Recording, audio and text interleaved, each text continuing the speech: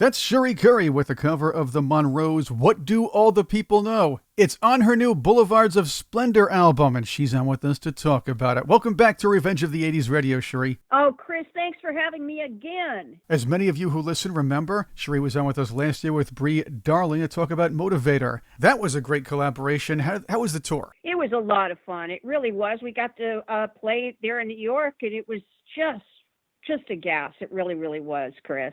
It's a good thing that you both did this last year because the government couldn't shut it down. Well, you know what?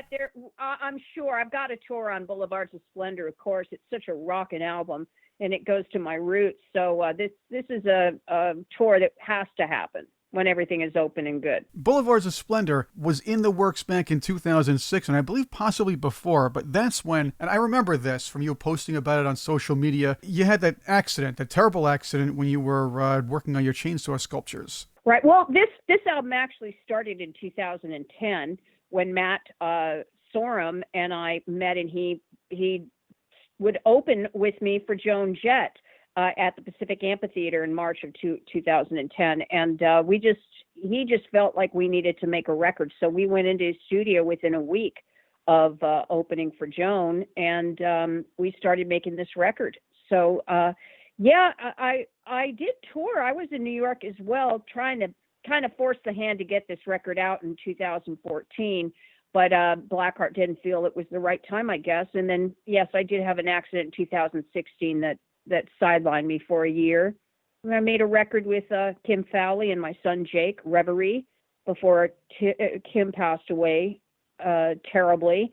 And then I made a record with Brie Darling, the Motivator, when I talked to you last. And Blackheart decided to put out the record on a download.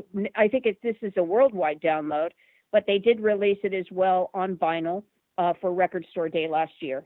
So it's just great to have it out. How tough, or perhaps not so tough, was it for you to get back to sculpting after the accident? Well, you know what? It was more that I was feeling sorry for myself. I didn't remember the accident because it knocked me out. That I'm very, very happy about. And that, I did have some damage to my face, which I felt was going to be permanent. I had a lot of nerve damage.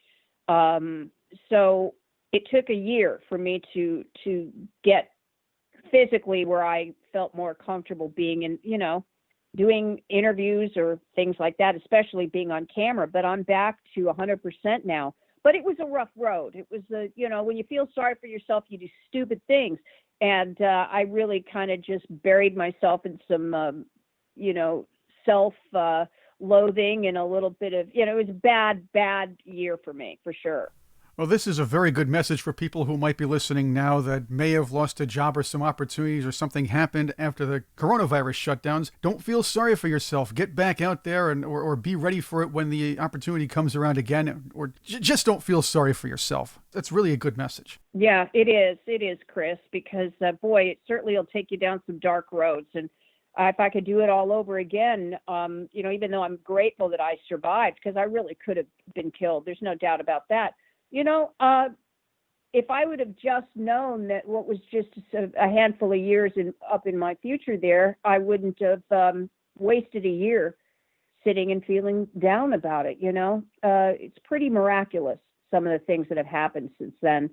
And I'm just grateful to be talking to you again. And so am I to talk to you. Cherie Currie is back with us on Revenge of the 80s Radio. Her new album is Blvds of Splendor. I like that, Splendor. They're not just regular Blvds of Splendor. A lot of the tracks, the first four, are throwbacks to the classic arena metal that you're known for. The fifth one, the title track, hits the listener from another direction. It's a duet with a blend of 90s progressive rock, and that's just one of the many guest musicians you had on. Yeah, Billy is just a genius. And to be able to even be in the same room with him was just a treat, and a very, very giving musician. And he took a lot of time writing this record and working with me, and we stayed in touch for a while after this record as well. So he's just a brilliant guy. And thank you, Billy, for being so cool. It's Billy Corgan of Smashing Pumpkins. His style was very well noted in that song. You also included Roxy Roller, the single you released some years ago. Right. Well, we never released Roxy Roller, actually. It was all, held in this record for the last several years. So for it to finally be out, and I've been having a lot of fun with Nick Gilder lately as well, reminiscing about what a great song he wrote. So we've got a really fun thing coming up here. So I'm not going to blow the surprise, but you'll know about it fairly soon. So a Nick Gilder piece of news coming up with Cherie Currie. That's going to be interesting. Yeah. Oh, Nick is great. And boy, that guy can sing his butt off. I mean, Nick is just the same Nick that I met back in the, late 70s and in the 80s. And he's also a gracious, giving guy as well.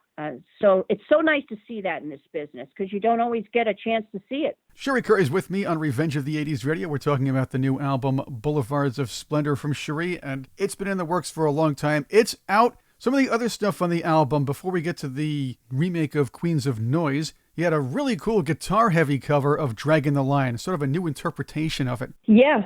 Now that's Kenny Laguna. He stepped in and produced What Do All the People Know from the Monroes, and Dragging the Line was another one that he brought in, and that's just, a classic Kenny Laguna stuff. But I'm glad he did because I got to meet Bob Davis Monroe, of course, from the Monroes, and we've become really close on Facebook, and he is just a swell human being.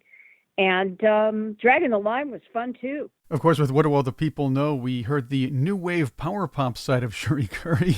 A lot of metal and heavy guitar, but we got some of the ballads in there, too. And yes, a cover of, and this is really not expected, The Air That I Breathe. Right. Well, you know what, Matt Sorum, when we were putting this record together, he asked if there was one song that I would like to remake. And of course, we'd already done Roxy Roller, which was one of my faves that we put into the show when we opened for Joan Jett. That was how much I wanted to do this song, that if I was never going to go in the studio and do it, I was going to do it live. And so when we did that song, that was the first song that Matt decided we were going to record. And that was done swiftly and beautifully by Matt. And then Air That I Breathe, I just happened to bring it up. I thought he would laugh at me, truly, because it is such a monumental production as well. And Matt pulled out all the stops to make this as close to the classic Hollies version, and he really accomplished that. And it was really fun to sing. It's one off my bucket list. Matt Sorum of Guns N' Roses, that's what you're talking about. And of course, Velvet Revolver produced the album with you and wrote some of these songs with you, worked with you on this. You said he brought in a lot of great guest musicians to the project. That includes, as we said, Billy Corgan, you had Juliette Lewis, Brody Dell, and Slash. Slash joined you. That's right, and Duff. They had written this song, Mr. X, for Velvet Revolver. So they had done a little mix down of it. And then Matt just thought it would be a great song for me. And he asked Slash and Duff, and they were thrilled about that.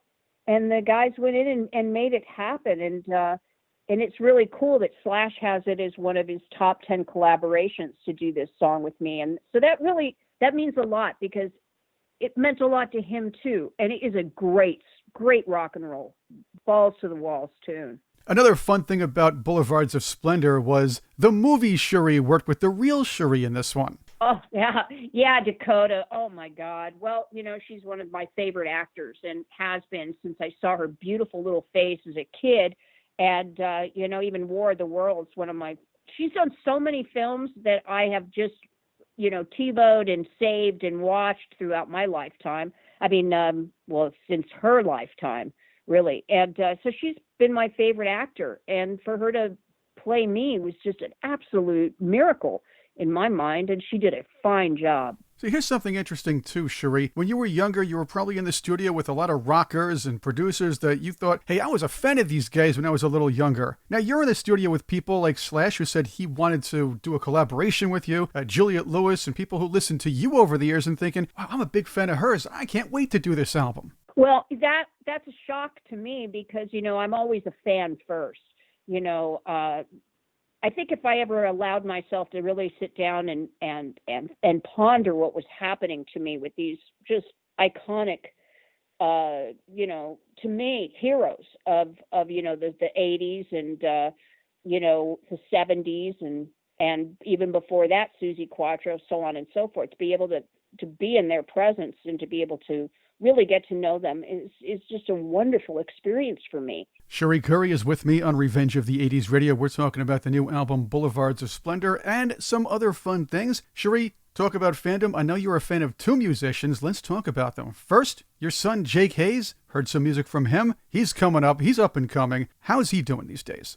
Jake is great.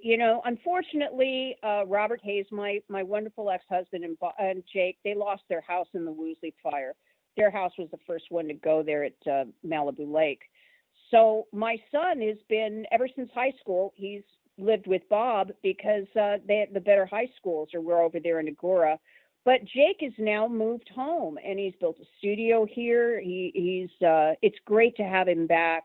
It's under terrible circumstances, of course, but this kid, I don't know how I could handle any of this. In the audiobook I'm doing now, Neon Angel, Memoir of a Runaway, he built a sound booth in my living room so that I could do this. He's like his dad. He can do anything, and he's just a fantastic musician, singer, songwriter. And of course, that he wrote Shades on the record. He wrote with Holly Knight, Force to be Reckoned With. He's a true talent, and it's great to have him home during this time, too. And another musician you're a fan of, you mentioned just a little while ago, Suzi Quatro. The Suzi Q documentary came out. You were part of that. The Rock and Roll Hall of Fame still had not given her due, and we heard her verbiage about that very recently. I talked with her. She's on the program talking about that. You can hear the interview on the website, revengeofthe80sradio.com, and on our YouTube channel. You've said your pieces about it. Now more fans are really backing Suzi Quatro up. I certainly hope so, because, you can't rewrite history. History is what history is. And if it wasn't for Suzi, and I have this new metaphor in my head about what she did, when I think about Suzi Quatro, I just see her pulling this enormous, huge gate open for us girls. I mean, this tiny little thing that was just the most incredible performer I had ever seen. And she's pulling this huge gate open for us. And then we walk through that gate and we just kick in this little door. That's the way I see Suzi Quatro. And I'll tell you, she has got to be inducted into the Rock and Roll Hall of Fame, because until she is, I just can't take it seriously. I honestly cannot. I don't know what kind of young yahoos are running that place, but the thing is she deserves it more than anyone that I can think of, honestly. She was before her time, but yet just in the right time to be able to pull that enormous gate open for us gals. So, I hope and pray that they do the right thing and induct Suzi Quatro in the Rock and Roll Hall of Fame. Yeah, me too. Cherie Currie is with me again on Revenge of the 80s Radio. Back to Blvds of Splendor. What would you like your fans or the longtime listeners to your music, the Runaways, and of course rock in general, to get out of the album the most? Maybe to learn about Cherie Currie, the musician, the one who worked on this album for over a decade, to get out of it. Well, I was very, very lucky to have Matt Sorum believe in me enough to make this record. And I am so appreciative of all the fans that have been true to the Runaways. And I literally thought, honestly, Chris, I thought that we had all but been forgotten, 22 years ago when we were battling to get our royalties and stuff like that from the record company. And I just really thought that we had been forgotten, but that was untrue. I was wrong. And I just want to thank everyone that has been so supportive over these last 40 plus years. And that, for me to have a record come out, and I'm 60 years old, to do this well, anything can happen for you. If you just believe in yourself, and believe in the people around you that they're going to do the right thing. It's really an honor and a privilege to be doing this at 60. Nobody can forget the Runaways, Cherie. You're either still rocking, you're doing chainsaw sculptures, or members of the Runaways are on Jeopardy. It's just always going to happen. Yeah, we're the thing that just doesn't go away, right? And thank you, Guardians of the Galaxy, for ensuring that. Cherie Currie, thank you again for being with us on Revenge of the 80s Radio. Chris, it's always such a pleasure to talk to you. And you stay safe, my friend, and I hope to see you real soon. You too, and I want to see you soon as well. Thank you very much. Good luck with the album. Again, the new album, Blvds of Splendor. It's out now. Let's play a track from that. The title track, new from Cherie Currie.